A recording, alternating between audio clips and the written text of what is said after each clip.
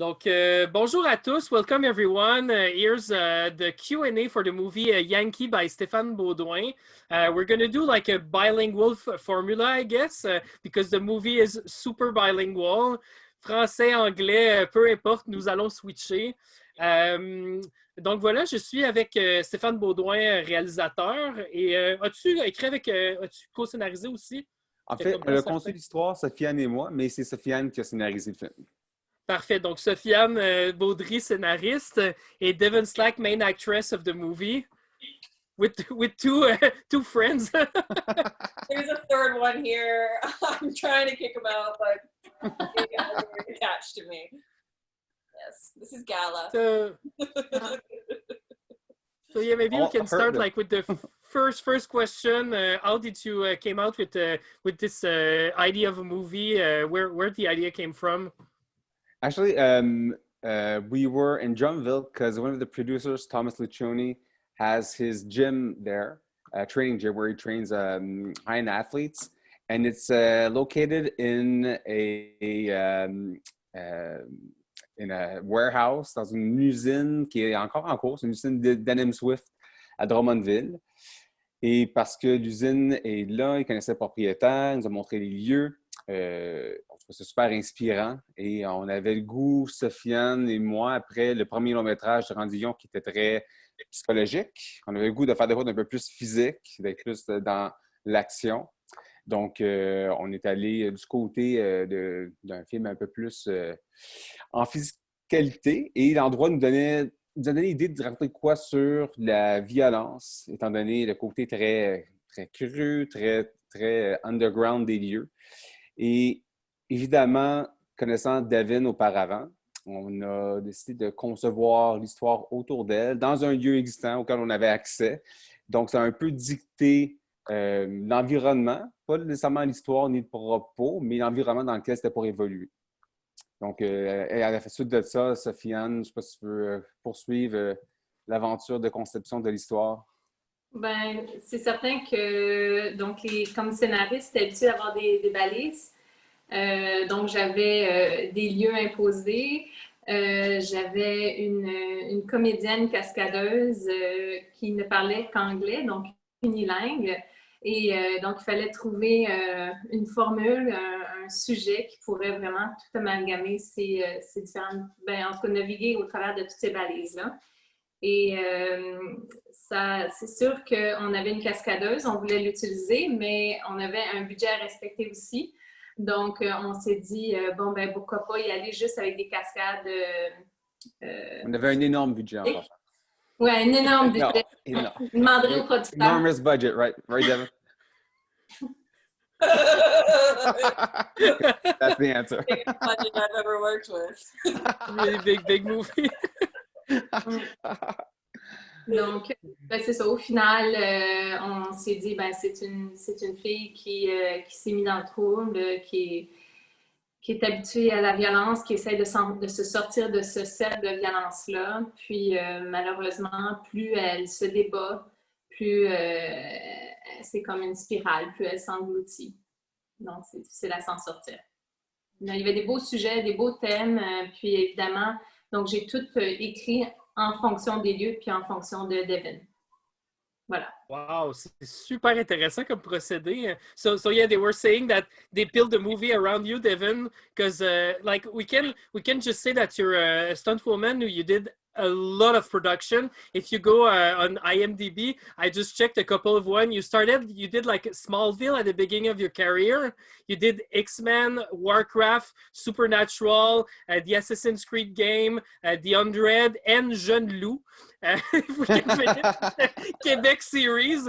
No, but you have like a very big stunt work. Like you did a lot of movies, of productions.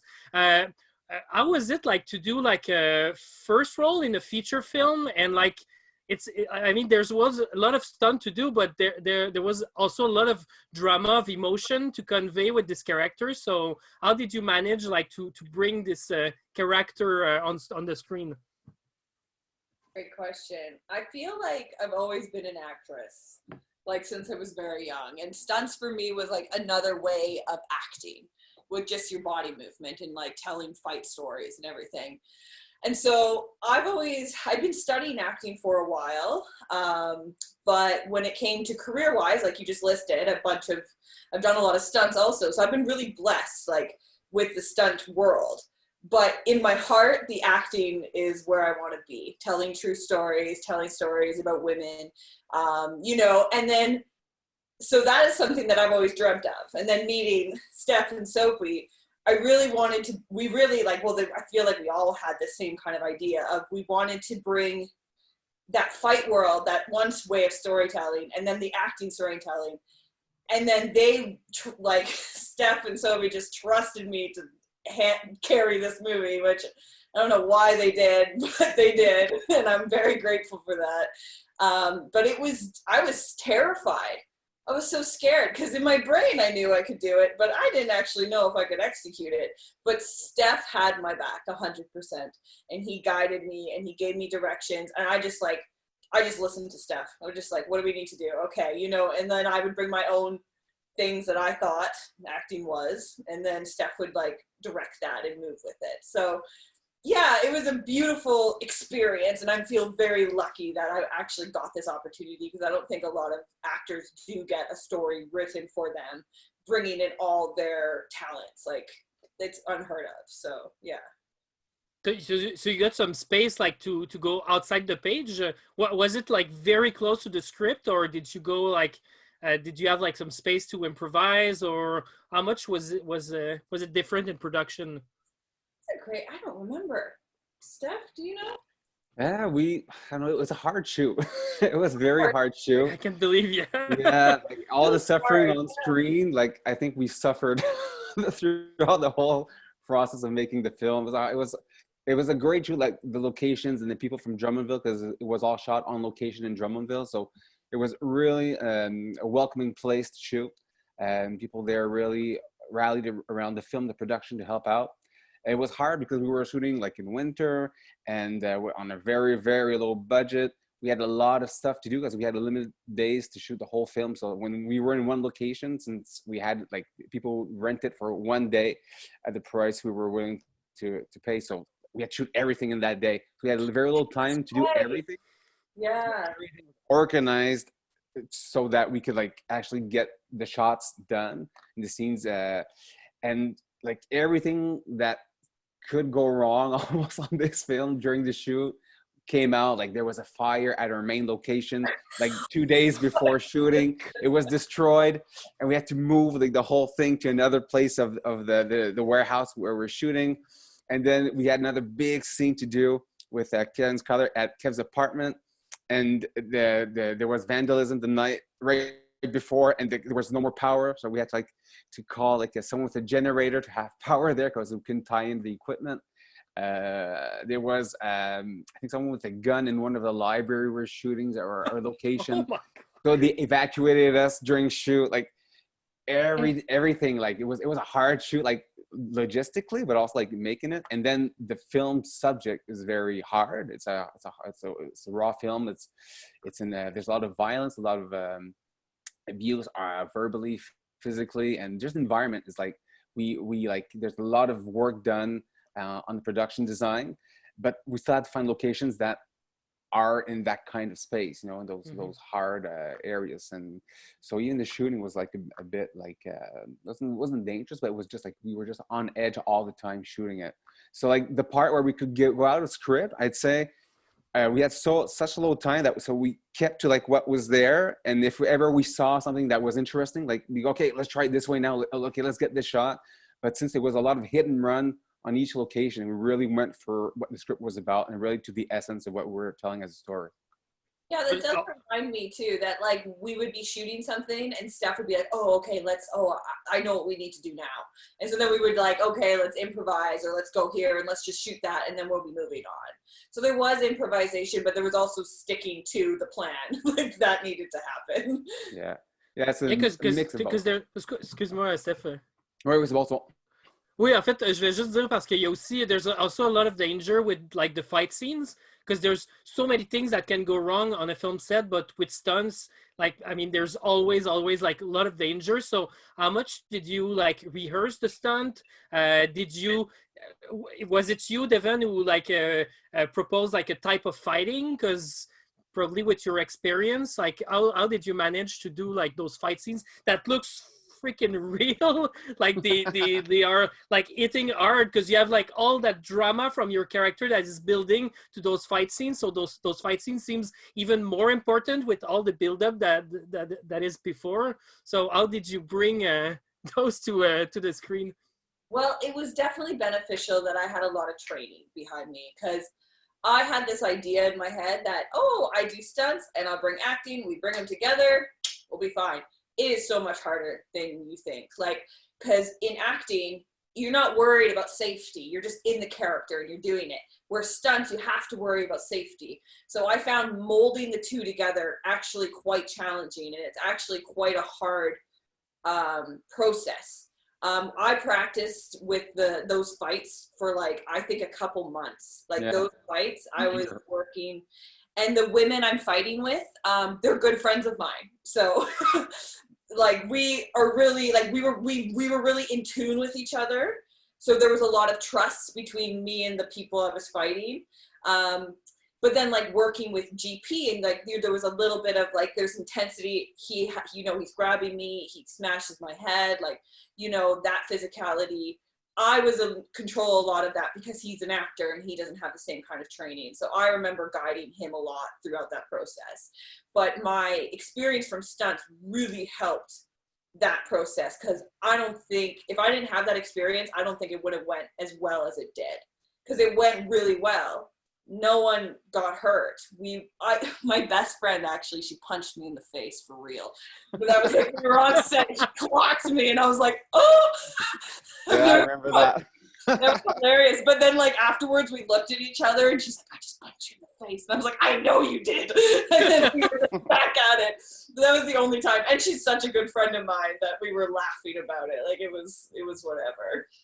But it went really well, all the action, like from my perspective. I'm sure I sit down. Yeah, I mean, for sure, une chance qu'on avait Devon comme actrice escadeuse. Like without her talent, just her physical talent, and like in her background as a dancer, like it's a lot of remembering choreography, and she was really, really taught for that.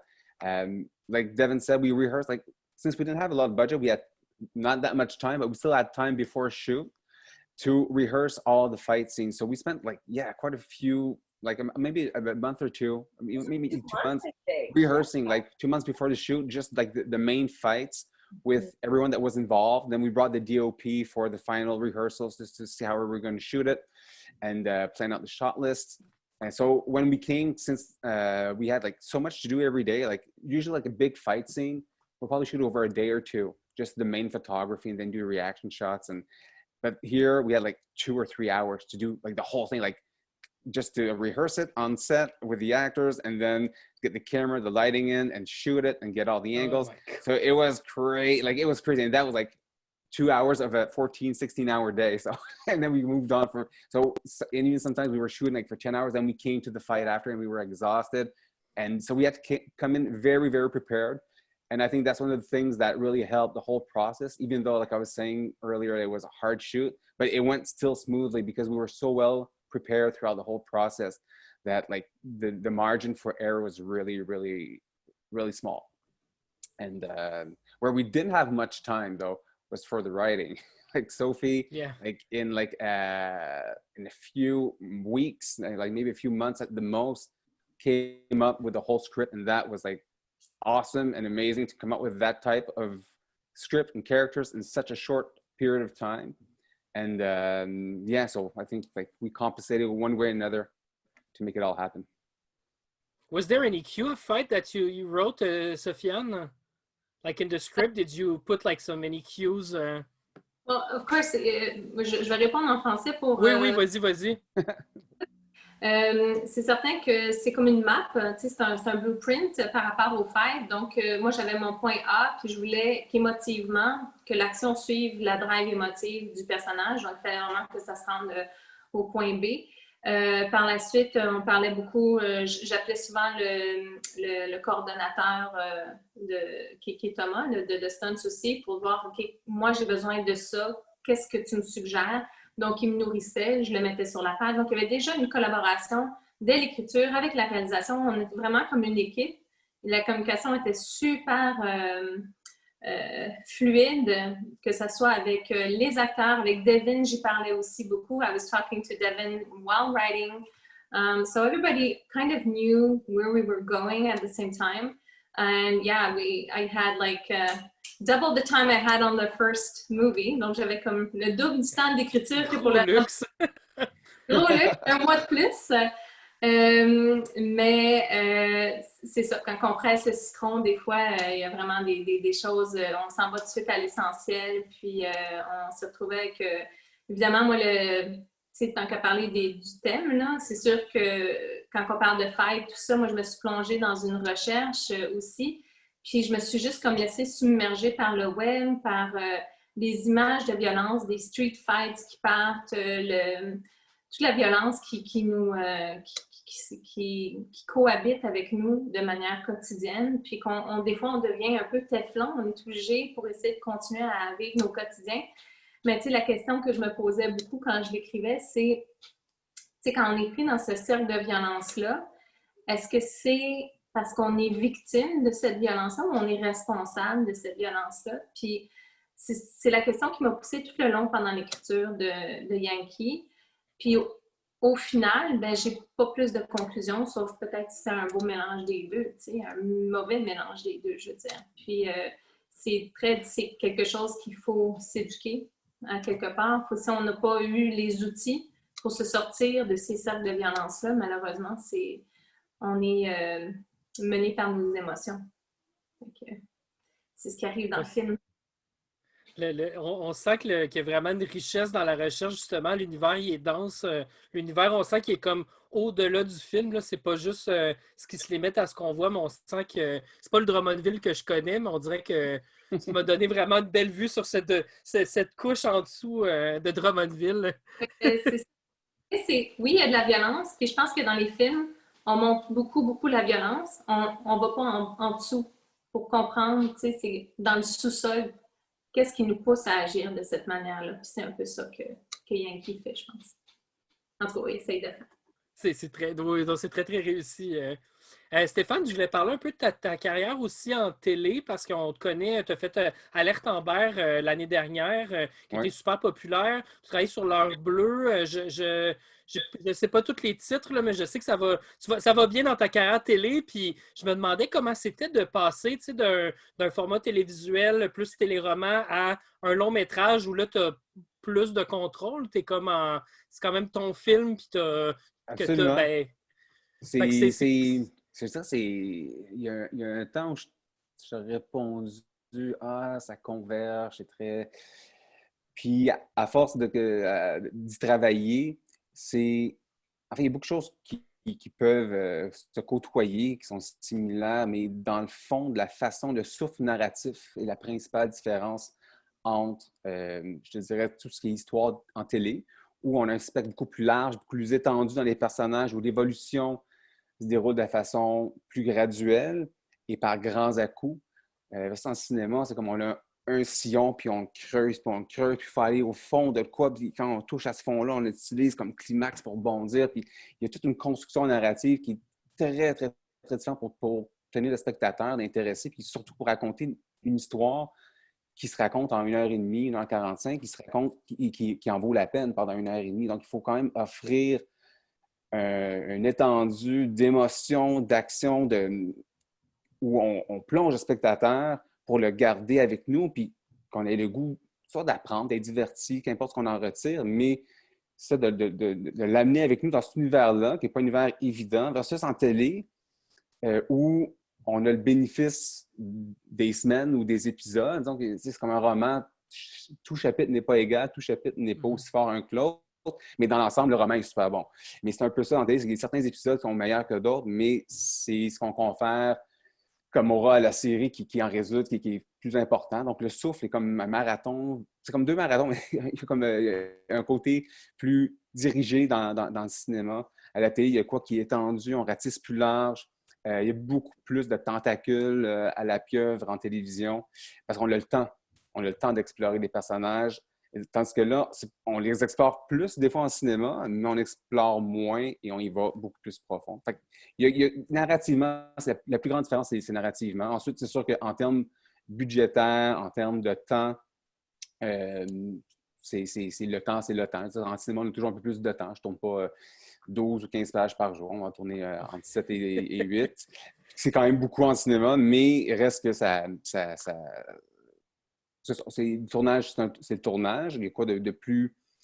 Il y a toujours quelque chose en cinéma, vu que tu fais un film, il y a toujours un sentiment spécial sur le plateau parce qu'on fait un film. Pas qu'il n'y a pas ça en télé, il y a toujours ce sentiment-là en télévision aussi qu'on veut faire une série importante, qu'on veut dire de quoi qui est porteur à travers nos personnages, comme on va rejoindre aussi tellement plus de monde rapidement via le médium de la télé.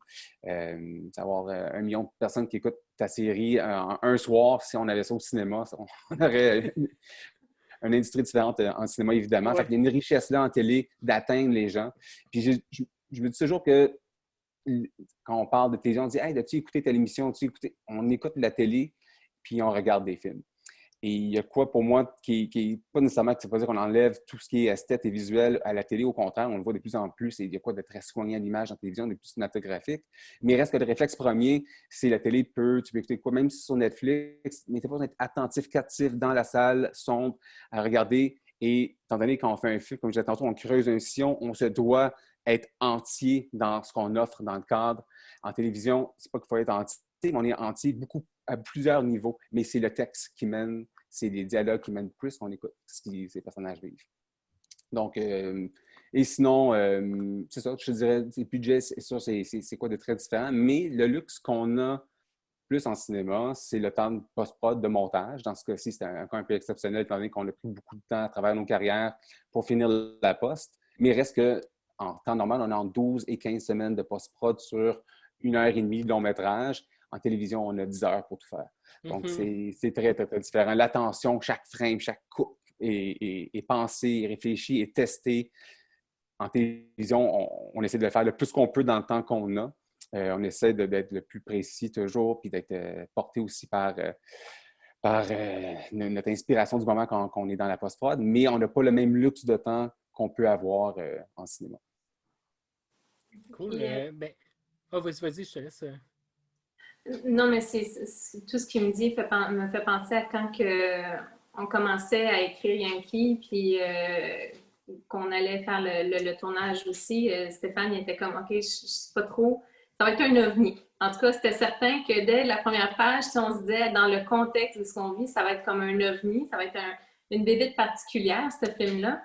Puis plus ça allait, puis que ce soit dans l'écriture ou que ce soit dans la production ou que ce soit dans la post-production, surtout à un moment donné, c'était comme plus comme une bête sauvage qui était comme en furie puis qu'il fallait que Stephan essaye de dompter, j'avais l'impression. Il pourra me dire si j'ai tort, là, mais ça a été une bête à essayer de dompter. Donc, chapeau aussi à Mathieu Lemers, le monteur, parce que, tu sais, pour trouver le ton juste, tout ça, ça pouvait vraiment aller d'un côté ou de l'autre. Ça peut devenir super, B-movie ou je sais pas trop, mais le ton, l'ambiance, toute la post-prod était super importante. Donc, ah oui, une énorme mention à Mathieu Demers, fidèle collaborateur, monteur émérite qui a challengé l'histoire, a challengé la façon de la raconter et qui a pu en faire tout ce que vous avez vu comme film à l'écran, mais en grande partie prenante de tout ce processus. On parle souvent de 3 écritures. Ben Yankee, c'est vraiment 3 écritures, parce que c'était quelque chose d'assez particulier comme bébête. Devon, I was asking about the difference between television and movie, the difference between those two kind of sets. Maybe you can talk about the difference between being on X-Men and being on Yankee, which is two totally different experience of film. I guess Yankee, there was more a family around it. Is that possible that there's special connection that are developing around the production? Oh yeah, I think I would have to say Yankee is one of my most favorite sets I've ever been on. Like, just because we were all so united and we came together to make this project happen. Where when you're on a big movie, depending on your role, obviously, like if you're just stunts in the background, you're kind of just like, we'll call you when we need you, and you just kind of wait in a trailer, and you don't really feel part of the process. I worked on Warcraft also, and I was like on the main team for that one. And that was a little nicer because, again, you're part of the process. You're part of creating the stunts. You're there from the beginning to the end of the movie. But with Yankee, because we had started this process, like with the writing, with the directing, with building the action, like, okay, these are the locations, like, I just love that. Like, it was like storytelling from day one, you know? And for me, I just enjoy that process a lot better than being on a big set, honestly. Yeah. The pay was about the same. The payday was about the same. You know what? I do those movies so I can come and do these movies, right? Exactly. That's what I tell myself when I do other projects. I do those so I can do those. So I can do the things I love and to actually work with people you love too. Yeah. Because on these big movies, you don't get to know the people the same way like we all know each other. And I'm talking from like crew, like PA, makeup artists, like the lighting guy, like, man, and even in Drummondville, like the community that we had. Like I was saying to Steph the other day, one of the people who would feed us and cook for us and just bring us food, and she would make all my favorite food. She contacted me the other day and was like, can you wish my daughter a happy birthday? You know, that kind of thing. And I was like, 100%, whatever you need, because you cooked for me the whole time. Like, you know, like just that community was just so nice. And they were so supportive. And I don't know if I'm sure there are big movies you get that kind of family, depending again on the role. You know, the next one we do, Steph, will be bigger. Yeah, big. Have that same feeling. But definitely this Yankee, I think, was one of my tops for sure. Amazing. Yeah. That's the part where I ask you if you have like a future project, Devon. Maybe I guess it's a bit obvious that you have like a project in progress. So maybe did you have something else planned, something that you want to plug? I did. Just before I got pregnant, I was part of a web series filming here in Toronto. And again, it's a similar kind of crew, like a small group of artists coming together to create something. That would have been the latest one. And then I was on Batwoman also in Vancouver. Yeah. Had a little bit of an acting gig on that. But yeah, right now it's like, take the baby, deliver the baby, get back out there to work, you know? So, of course, projects are always in the air, but I don't really talk about it unless it's for sure happening because things come and go so quickly. Sophie-Anne, as-tu quelque chose sur lequel tu travailles présentement? Tu peux parler. Oui, ben je fais partie de la saison 5 de l'Échappée. Donc, je suis rendue une auteure sur l'équipe de l'Échappée. Donc, toutes sortes de nouvelles aventures pour ces personnages-là. Donc, c'est les balises de la télévision aussi. Ça reste qu'il y a des similitudes avec le cinéma indépendant. Dans la rapidité à laquelle il faut livrer. Donc, non, c'est ça. Puis évidemment que Stephan et moi, on a commencé déjà à plancher sur le 3e long métrage. Là. Donc, on aime diversifier nos univers et on se dirige plus vers un drame d'horreur. Oh! Voilà. Ouais. Fantasia dans 2 ans peut-être? Fantasia. Yeah. En salle? Yeah, to write I'm starting writing the 3rd movie, the horror movie. Yeah. Yes. Yeah. Horror, drama, like think Poltergeist, Haunting of Hill House. Yeah, Conjuring, more not gory, like really like real horror, like scary horror. Yeah. But mixed with human drama. So that's fun. That's what I like. And he's going to give me more than 2 months now. So we're trying to double the. So maybe in 4 months I'll have another movie written. Who knows? Amazing. Oh, that's so exciting. Is it going to be in French or English? Ça va être en français, peut-être, ou I don't know. We don't know yet. Like we started talking about, like we started thinking of it in English, then we came back to French, and we might go back to English. Like we don't know right now. Depends. We're gonna approach some platforms and distributors, see how that goes. And I think we're gonna go with the language either way, its ways. Right. Yeah, because it's not like typically French or English. It's the subject, it's the film it's like Ringu or Ring. I mean, it can be made in the States or in Japan, and it still has the same. I mean, the culture around it is different, but the story is the essence is what matters here. So we're like right now in the midst of pinpointing what the essence and the. We're very far from dialogue. Yeah. Let me know when I can audition, guys. I'm gonna need a job soon. We have this scene where someone's pregnant. Baby. And this mix is alien. À part de ça, Stéphane, y a-t-il autre chose que tu veux plugger, des projets télé? Oui, il y en a deux dont je peux parler qui sont annoncés. Il y en a une série qui devait se tourner ce printemps, cet été, qui s'appelle Classé secret. Une série d'espionnage, un peu dans la veine des... je dirais plus dans la veine des Night Manager, avec un peu un mix des Americans. On est dans ce type de drame d'espionnage-là, avec des super beaux castes rattachés, dont je ne peux pas encore nommer, autour du projet. Donc, c'est une série de 10 épisodes d'une heure, donc, qui vont être tournés, si pas plus tard cet automne, à l'hiver ou au printemps prochain. Et un autre projet qui est annoncé aussi qui s'appelle Le Chaos, qui est une série, je dirais, ça va être un peu de 13 Reasons Why du Québec. OK. Une série sur des jeunes racontés en plusieurs temporalités autour d'un drame qui survient lors d'un concert. Donc, deux super beaux projets. Et sinon, avec Sophie-Anne, on est déjà en idéation pour le 3e long-métrage. Et on faisait un peu des blagues par rapport à l'écriture pour Noël, mais on espère vraiment avoir un scénario, au moins une version 1 de scénario du film d'horreur pour Noël. Hey, super productif. Ouais. On continue. Ben, super, merci beaucoup. Thank you so much for being there. If you now I'm talking to the public, but if you enjoyed the movie, just talk about it. If you watch the old Q&A, I guess you enjoyed the movie, so you can share it with everyone in Canada right now. You have 2 weeks to watch it, so please talk about it. Spread the word on social media. That's the best way to make YANKEE like a big super hit. And maybe see like the next one being done. Yeah. Years. You to send any happy birthdays to anyone, I'm available.